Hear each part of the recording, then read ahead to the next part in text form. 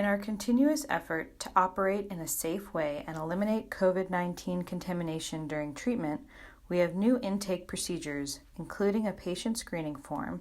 We will take your temperature, ask you to use hand sanitizer, and please keep your mask on until you are in the operatory. We have installed 2 extraoral suction devices in the operatories. The external suction unit allows us to safely remove droplets and aerosol particles created while providing treatment. Moreover, the system is able to filter the blood, viruses, germs, fluid, and dust that would otherwise end up contaminating our operatory clothes and body. Additionally, we have purchased the 7L electronic ULV fogger sprayer machine and use it to spray the entire office with a safe, virus-killing substance. We are also using a UV light sanitizer to thoroughly and regularly disinfect all surfaces in the office.